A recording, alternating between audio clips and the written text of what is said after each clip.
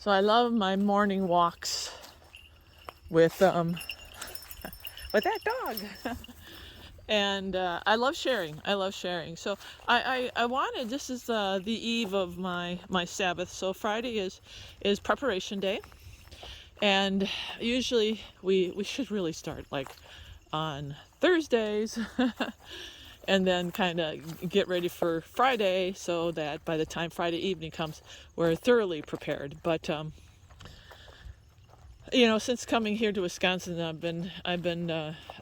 yeah, just a lot. There's a lot going on. So, but the Lord is wonderful. I've kind of come full circle. I had a great study the other day, and maybe this will help you. It was about, wow, yeah, this is, which subject? Oh Lord, what subject should I broach? Let me think about this. Maybe I'm going to talk about what the Lord brought me this morning, which I think if you have kids, this is something, if you have kids, maybe you need to hear this. I don't have kids, but I was yelled at by my brother, who was telling me, you don't have kids and you don't know. You don't know. You don't know. You don't know. Well, you know what? I do know. Because first of all, I'm a human being. And I was a kid at once. And I've been around kids. I've worked with kids. So please don't yell and scream at me that I don't know anything about children. I know about life. I know about pain. I know about brokenness. And it doesn't make any difference if it comes in a little tiny size that's 7 years old, or it comes in the size of a 50-year-old. So, and these are the things that can be very difficult with family. So, in the Bible, there is a story about, his name is, so Eli shrank from his duty as a father because he didn't want to cross the will of his sons. He shrank from his duty because he didn't want to cross the will of his sons. Which actually is being disobedient to the Lord.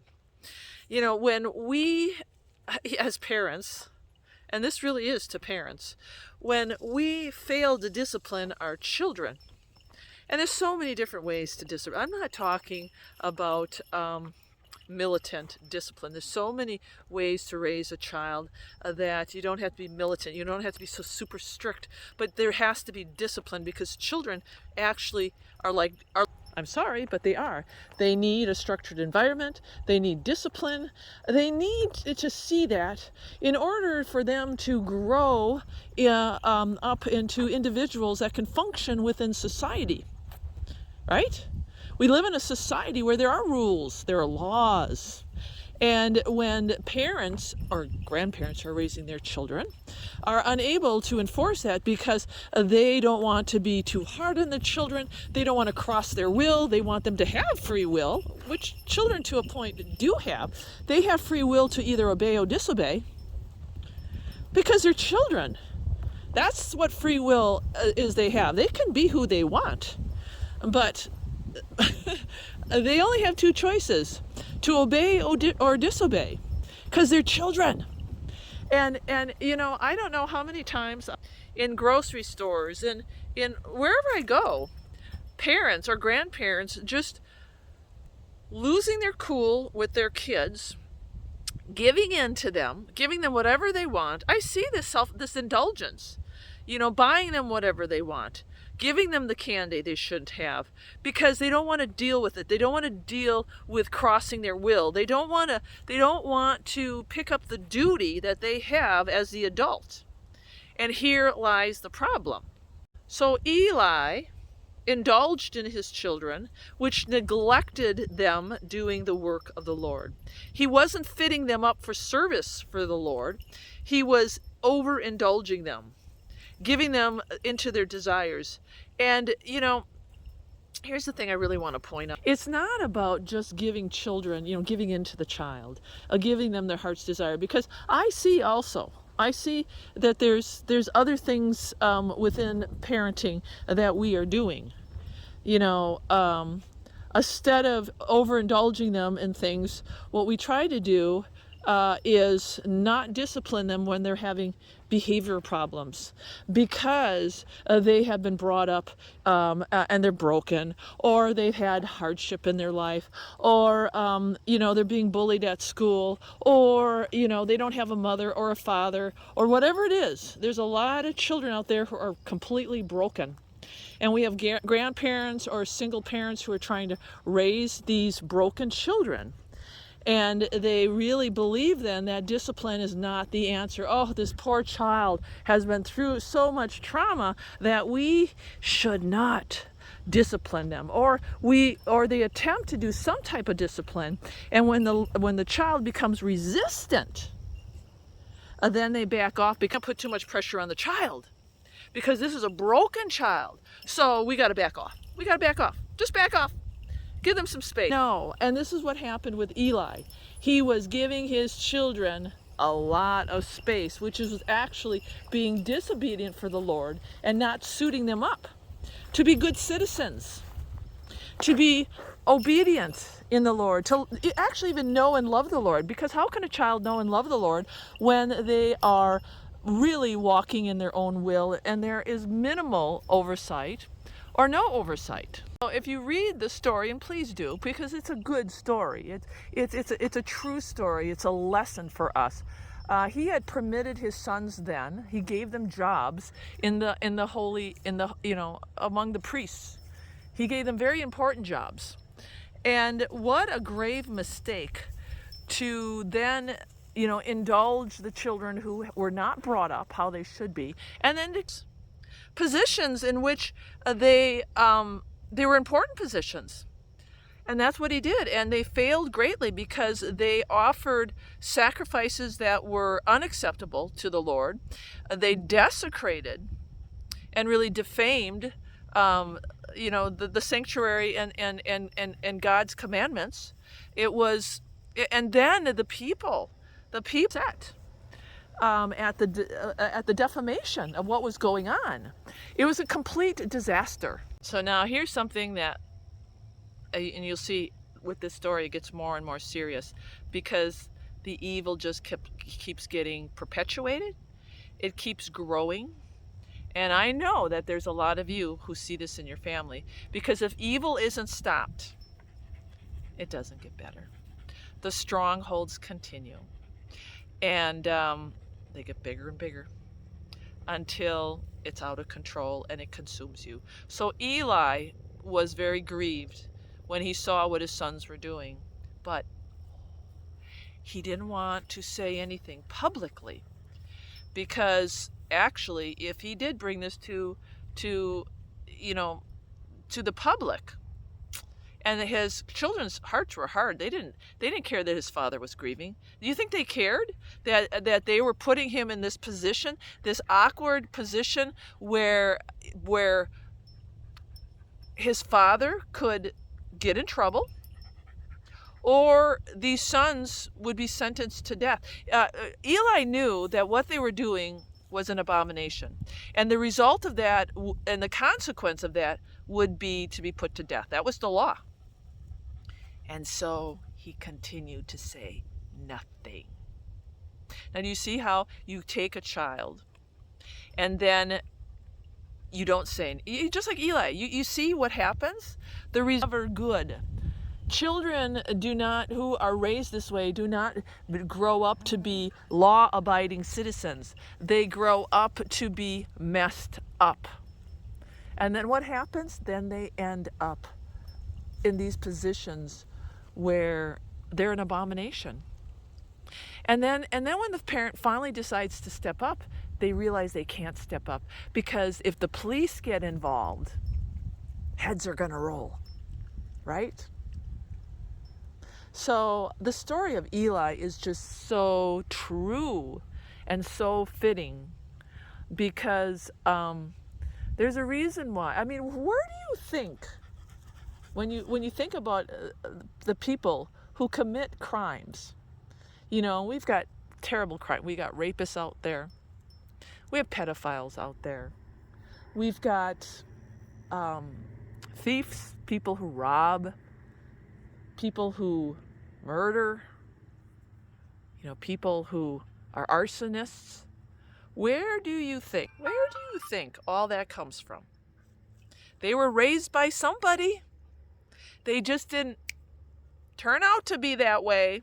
And now sometimes it's nature versus nurture, right? So you have to kind of weigh. There are children that, and I know this because I have friends who, and I've read enough to know, if you do a little research, that there are some children who are really born. They are really born evil. But it's not a high percentage. Most of them are raised environments where, it just starts. The seed starts.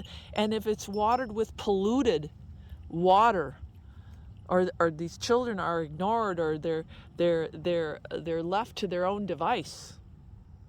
So this story was just, I read it and I just thought to myself, wow, this is really powerful. And I wonder how many parents and grandparents are dealing with this right now. I just wonder. I don't know. Let me know if you are dealing with this. Let me know if this is striking a chord in your heart, because it definitely struck a chord in my heart. My lesson went on to say that people really think that they know how to raise their kids. They really think their way is the best way while they're ignoring God's way.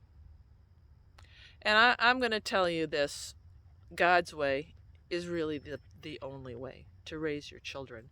And if you don't have God as part of that equation, because of even that great example of Eli, are risking great disaster. My study said, we'll just wait till they're too young to be punished. We'll wait till they're older. Oh, we'll just wait till they're older. They don't need to be punished now. Do you hear this? Have you experienced this? Are you using the same excuses? Are the grandparents using that excuse? Problem with that is the habits become strengthened, and then it becomes second nature. Do you hear that? The habits become strengthened, and then it becomes second nature. I'm not advocating people to become Gestapos.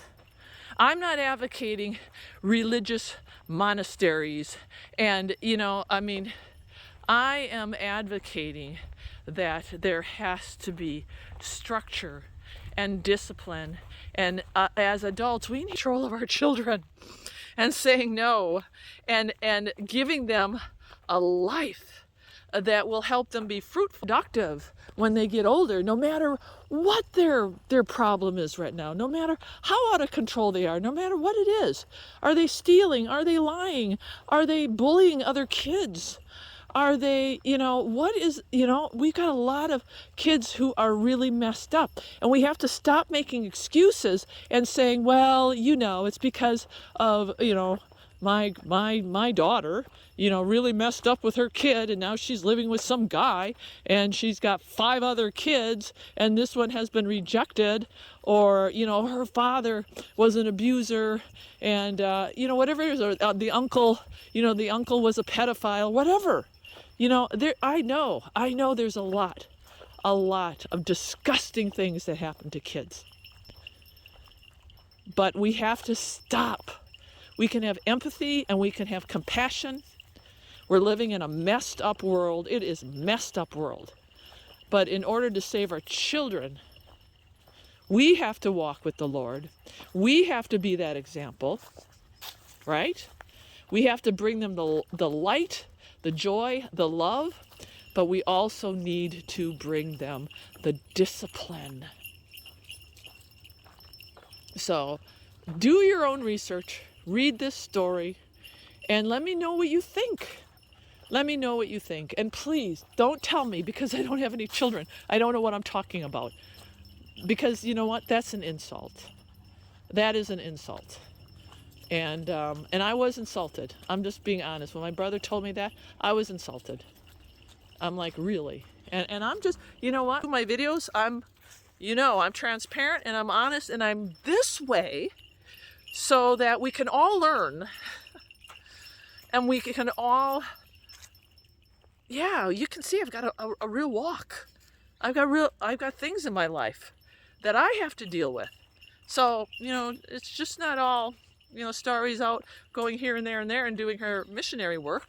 I've got real things to deal with, just like you. And I rely on God and His Word. And the other things that He brings me people.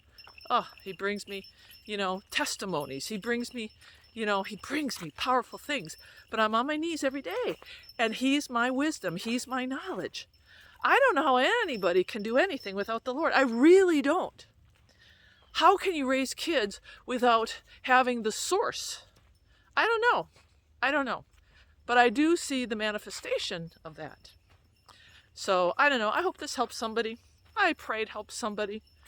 Somebody who's struggling with their grandkids or their kids, or I don't know. But I'm being bold and I'm going to put this up here today. So, fire away. But read the story first before you have an opinion. And study it. All right, God bless. And happy Sabbath.